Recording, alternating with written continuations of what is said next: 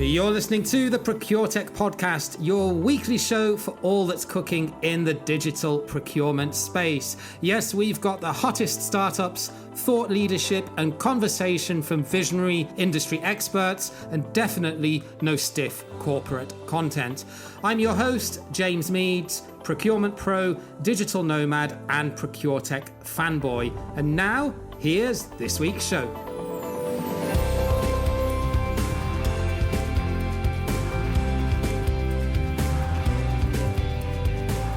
Yes, hello, and greetings. Welcome to another episode of the show. We are everything that is innovative, fun, and exciting in the procurement space, and we're your weekly little bit of inspiration away from the daily grind that inevitably you have to do as part of a procurement role. And this week, we're going to be looking at something a little bit different, because we're going to be telling a story of a startup founder in the procurement tech space who created a best-of-breed supplier e-sourcing tool and really just needed a way to be able to network and market what they developed. And it's really, really innovative, actually. We're going to talk about it. We're going to dig into it after I introduce the guest on this week's show. But what they've created is essentially a mini network of best-of-breed Procuretech startups that are not really competing with one another, but can learn a lot from really being part of the same network and part of the same ecosystem. So now, without any further ado, here is this week's guest. Welcome to this week's show, Andreas Zimmermann from MySupply and Supplytechs. Yeah, hi. Nice to talk to you. Great. So, Andreas, I wanted to get you on the show because you found a very creative solution to a tricky problem. And as an entrepreneur myself, I love anyone who is finding a creative and innovative solution to difficult problems. So, you're a startup founder. You have your own Procuretech startup called MySupply, which recently went live and is still sort of in the early stages. Tell us a little bit about your background as a bit of a serial entrepreneur, because I think it's important to understand that basis and then we'll dig into what Supplytechs does to solve the specific problem around, I guess, marketing and lead generation and collaboration. Okay. Yeah, sure. So yes, I found my first company about 13 years ago, just coming from the good old consulting area. And so I started consulting during my studies and continued working in consulting area. And so of course, as natural, was working for a couple of different consulting companies before, and then founded my own one. And it was, of course, really great time, and it grew into a couple of little consulting companies. But honestly, I had much more fun developing digital projects. And so I did, starting with my first digital venture, which is not anymore the old economy then, in 2016 with Expertist, which was about how to source consultancy services. And so I learned a lot about the market and procurement in total, just coming into this with a different approach. And so, we became aware that there is a market where I really never have expected there is any, because there are so many procurement software out there since ages. And so we started with MySupply and started over in 2018, right? With the first approach, developing an MVP. And it took a while and took too long, as always. But then in 2020, so just in July, we recently launched our product with MySupply 1.0. And we are very happy to get into the market right now after such a long time. And so it's a really challenging time. It's very interesting to learn a lot about how really things are running when you start approaching into a market. And so, of course, it's a great learning time in any case.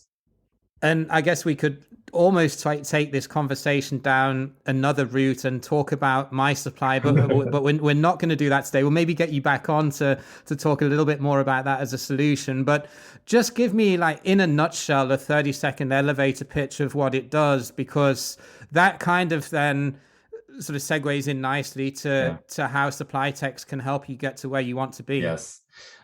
So basically, the problem in sourcing is always that you can on the one hand, just invest a lot of effort in getting a really great deal, or you invest really no effort, but then you normally get a really bad deal. And this is what MySupply tries to solve by automating the sourcing process in a way which is also driven by AI, that you're able to not only have a tender, but also have a strategy engine which suggests how to negotiate, and in the end also does the negotiation itself. So this highly drives automation in sourcing, and is a great benefit for saving money on the spend side, and also saving effort at the same time. So this is what MySupply is all about. And with any new startup going to market, as you alluded to, you only launched fairly recently. So walk me through the biggest challenges. Of course, the biggest problem as a startup, and this is completely different to more or less old economy business. So there's a huge gap of your spend that you have for the team, for all the technical stuff and all that. And on the other hand, the turnover. Of course, this is something you need to bridge. And normally, you just have a certain runway as a startup in general. And this is, of course, in any case, for every founder of a SaaS or of a technical solution, this is always really a challenge that needs to be faced. But and so you have to do so many things at the same time. You have to have a great product on the one hand. You should not lose, of course, the customer, which is most important, because you really need to develop something which is really fitting to the target group that you're approaching. But on the other hand, it can be very misleading if you also just listen to some customers and you're going in a direction which is not there for the wide market. So there's so many challenges you need to face at the same time. And so for us, it was really problematic building up the dev team in such a mode which will really help us speeding up the process. And we really struggled a lot in the beginning to getting this up and running, especially if you're coming more or less, of course, about all the procedures, all this works. But if you're coming from a kind of old economy, it's completely different way of doing business, running such a technical startup. And are you self-funded, or do you have VC money? Currently, we are self-funded, but we will have a funding round by the end of this year. And therein, I guess, lies the problem, because if you've been lucky and managed to land 1 or 2 million as a pre-seed or as an early stage investment, then you do I suppose you definitely have more marketing resources available to you in terms of money that you can spend in advance. But I mean, this is a B2B product, as is all procurement software. So you're not going to go down the traditional startup route of running Facebook ads or things like that are more typically B2C, because understandably that's not where your average customer is typically going to be hanging out. And likewise, LinkedIn, yes, there is an ads platform on LinkedIn, but it's still pretty much in its infancy, and it's relatively expensive compared to things like Facebook and Instagram as an advertising channel. So that leads us then on to Supplytechs. So where did the idea come from for this, and what did you have in mind when you started it? Yeah. So when we started always with Expertist and MySupply, we started in Germany to do a little roadshow. We suggested it to the BME, which is the big federation in Germany for procurement, which is great. And then we did a kind of a road trip, with pitches on the different products of the startup. So we found the startups and we did all this, and then we figured out, okay, there's a lot of synergies that we need to get. And so then basically the idea came up to build such a network where we really connect and also have a certain common voice also to different event providers. And of course, the biggest issue for startups is getting sales up and running. So this is, of course, critical, because if you have not so much sales, you will fail. And so, of course, there is not so much budget available, of course, especially for colleagues doing sales. This is all difficult. And so, of course, the idea came up, okay, if we help each other a lot. So there's one startup working in procure to pay. We are working in source to contract. Of course, we are talking to the same people, basically. And so, of course, you can help each other, but it can also help very much if you come together, do these joint pitches, and meet up with other people, and so gather the target group that you have. And if you bring everybody together, it's of course a lot of synergies which would happen. And this is, of course, basically the idea of how MySupply and, of course, especially Supplytechs come up with this approach.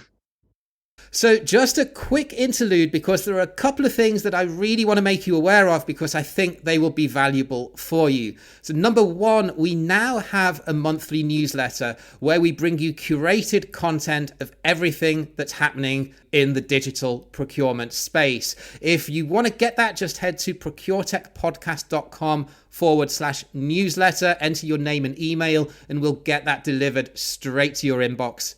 Number two, if you're a head of procurement or a center of excellence leader, and you're perhaps a little bit confused or overwhelmed with what's out there as best of breed digital procurement technology, especially if you're a mid-sized business, schedule a call with me. There's a link at the bottom of the show notes in this episode. Just hit that schedule a call link and we can have a quick chat to understand your challenges and what potential solutions out there may be suitable for your organization. And now let's get right back to this week's show.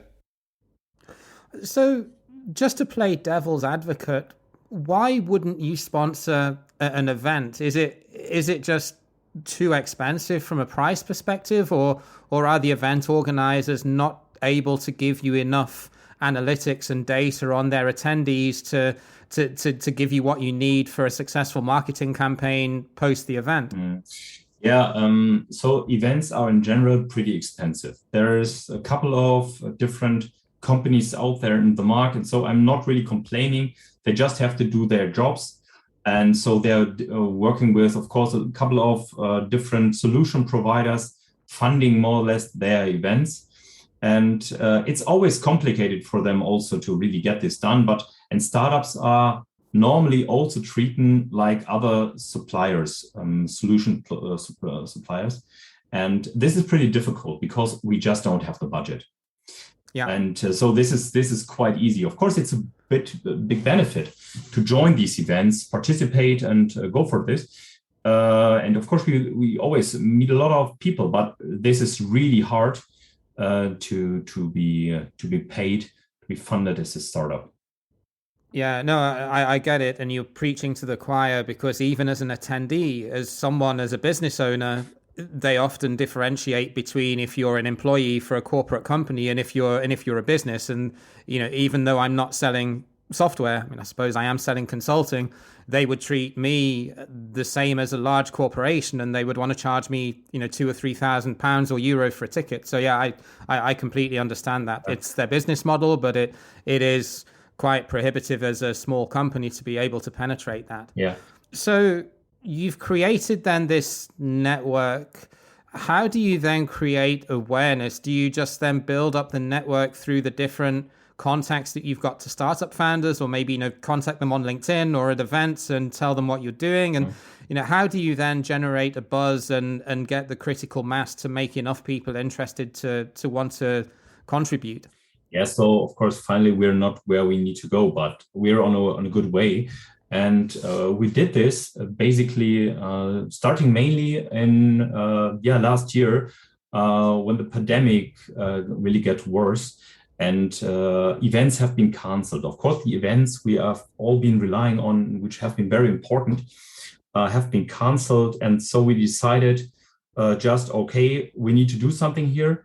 We create just our own event. And so we started, and it was really a great success. We had just a planning phase of until the event for about 2 weeks. We got a lot of great speakers also supporting this event. It was really great, and how it started, having these first. So it was called Supplytechs Digital Conference, and then we did another one during last year, and then we just did another one just 2 days ago. And it was really very interesting. So we have September right now, and it was really cool to have these new events, because everybody all the time, many people come together and had a great time. And so just seeing a lot of content just for free and for the startups was really a great value without having a big effort.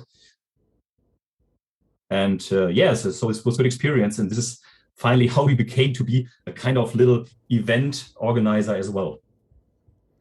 And I think that's a really important differentiation between a regular conference, be it in person or virtual, and pitch events. And I think Matthias over at DPW has integrated a pitch segment into his event really, really well. But I do genuinely think there is more of an appetite for this as well, especially, I interview a lot of startup founders on the podcast, but what that doesn't do is give you a look and feel of what the software looks like. And okay, maybe a pitch event doesn't either, but then incorporating that into some kind of demo event over and above that. I mean, you alluded to it. The biggest problem is, the biggest challenge to a young, lean company is having the resources to go out and sell it. So if you can do that at scale through whichever means that you can, and when you're selling SaaS, the biggest thing someone wants to know, other than what does it cost,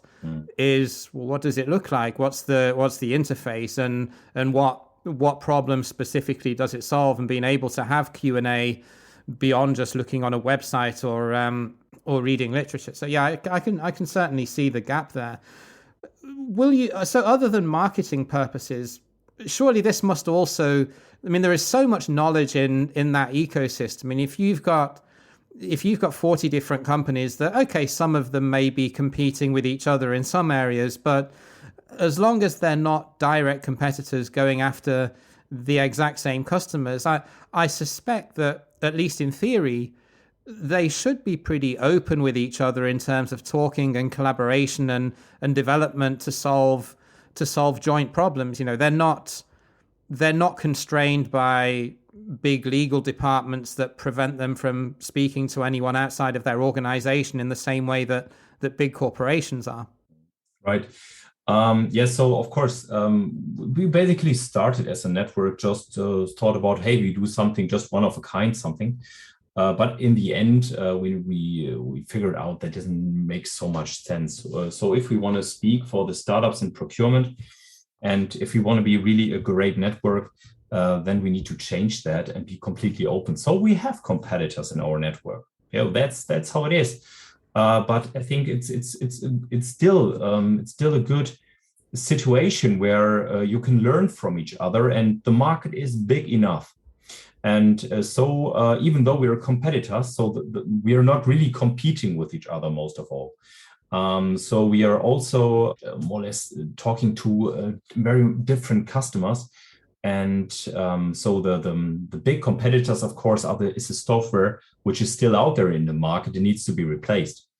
And of course, there is so much we can do with this network that the competition is not the main purpose. We just had the situation that one of our mentors, we have a great network of mentors supporting us, coming from universities, coming from working as CPOs in different companies.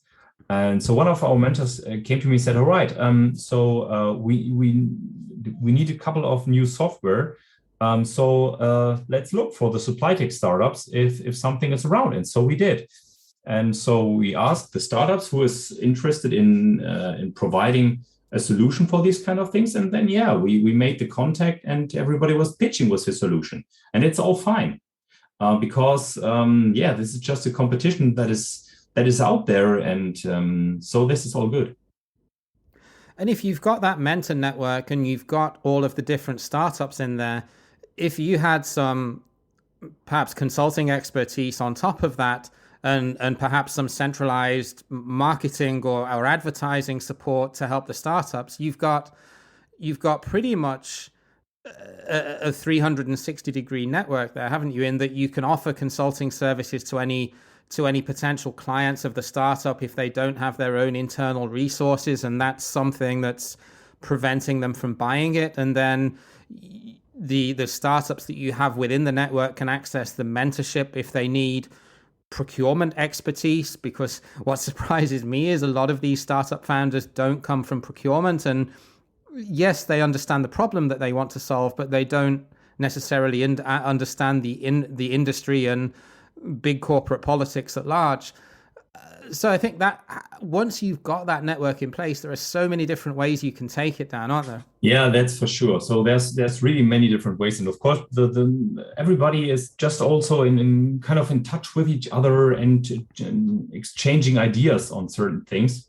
And there's really a huge potential that we have. So, and we are still in the early stages of these networks. So having the events was just one thing. So, but what we don't want to do as a network is just focusing on too much internal stuff. So we really keep it very, very simple and also very slim in a way. So that we really focus on that is what is most important for the startup, and this is getting customers. And this is our really main focus. And so this is why we also see how we can work together, because with, of course, a lot of customers fear that if they are looking for best of breed, that this is a hell of an effort, that it's really very difficult. So just to get one solution here, one solution there, and many fear to go into this path. And this is why we also try to build something really much better and new. And we are, of course, also here in a kind of early stage.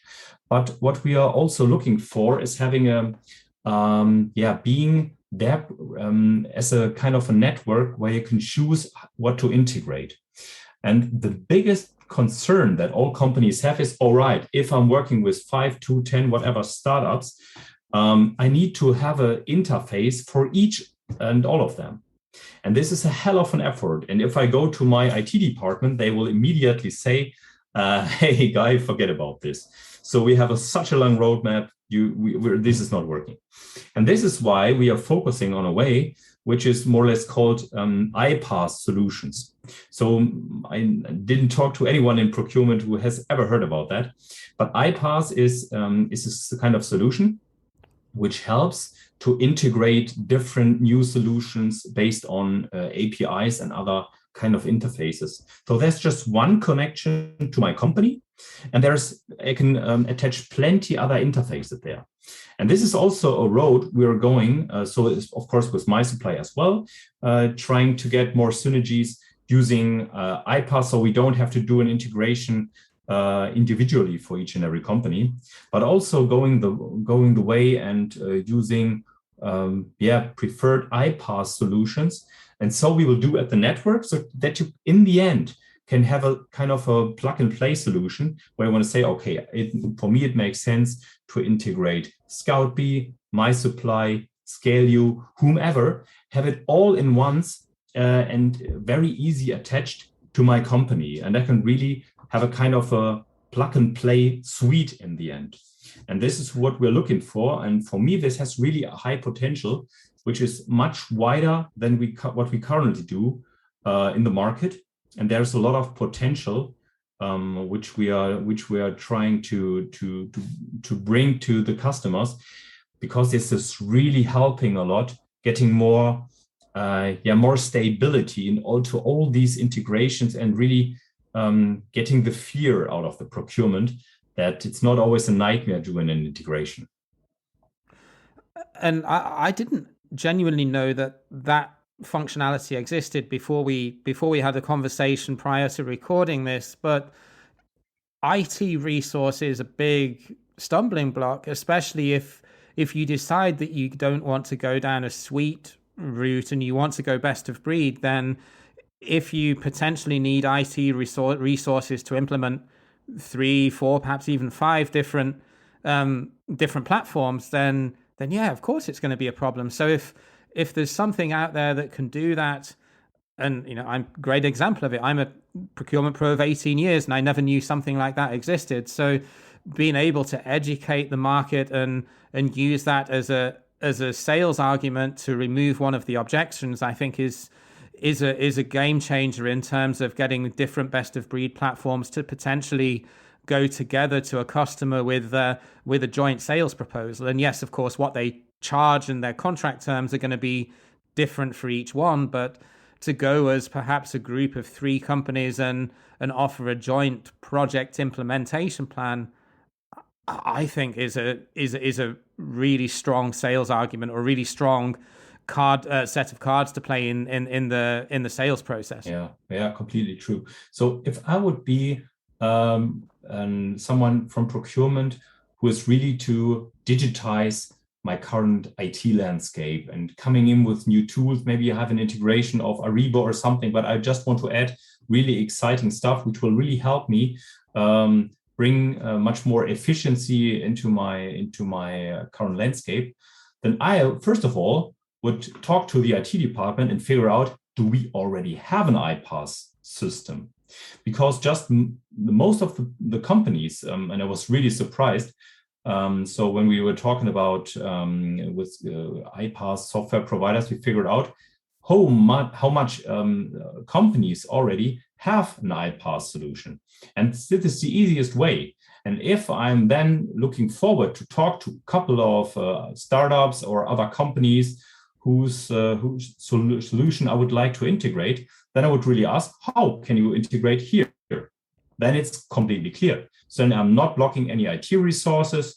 I'm fully in the IT process that my company IT wants to go. And I think this is really a game changer in speeding up these implementation processes.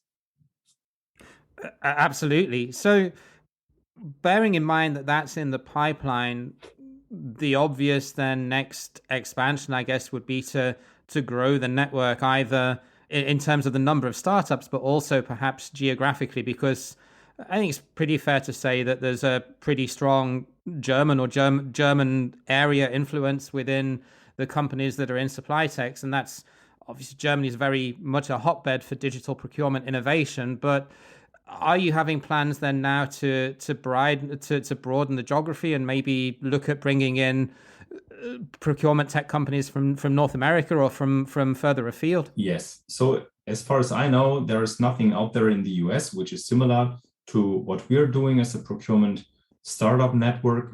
And of course, it started all in Germany because just this year, of course, we met the people and we were growing into Europe. We have Norwegian, Swedish and Swiss and many other countries also where startups are members of Supplytechs.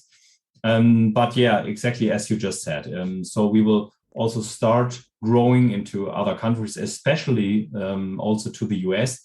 Of course, this is a completely different game there, especially in terms of funding and so on. And it's very interesting. So we had a nice Clubhouse talk in the past. So thanks for joining this once. And so it was really a pleasure also talking to a lot of startups from the US and learning a lot about what they are doing there.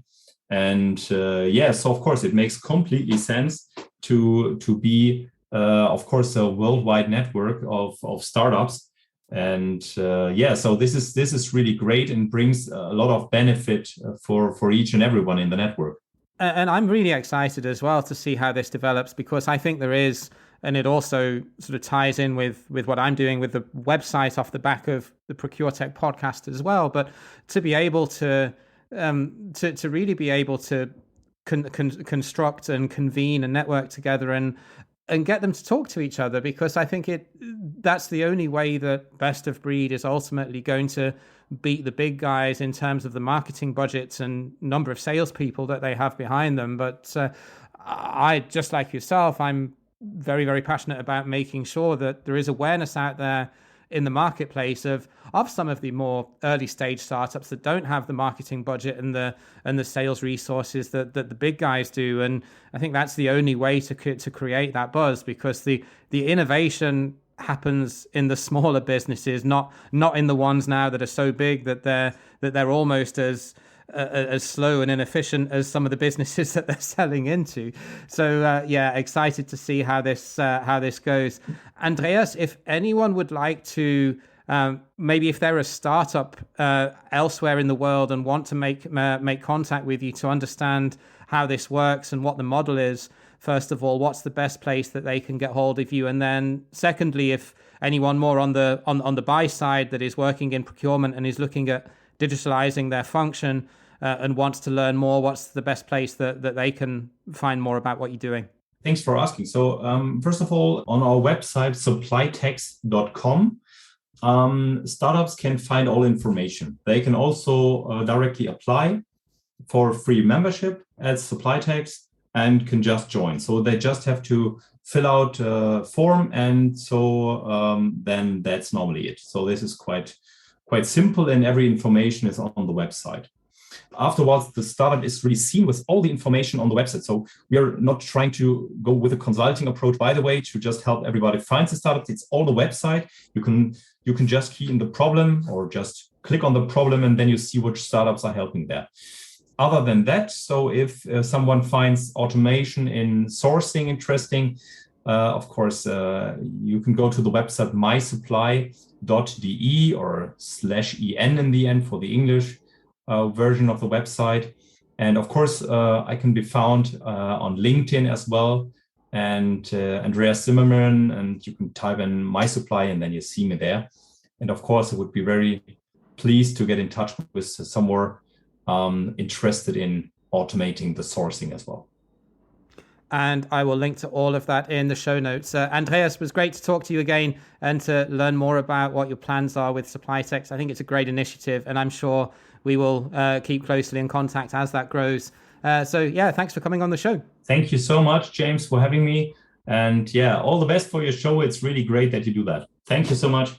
Always great to hear about innovation in this space and finding novel solutions to fix otherwise difficult problems to solve. So thanks again to Andreas for telling his story and telling us more about what Supplytechs is doing to help grow the digital procurement space, which is what we are all about too. Thank you very much for listening to the show. We know that there are a multitude of procurement podcasts out there right now, so I'm especially grateful that you chose to listen to us today.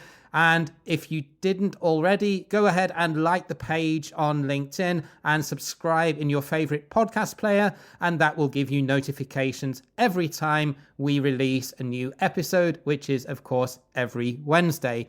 See you again, same time next week. Until then, take care, look after yourself wherever you are in the world, and bye for now.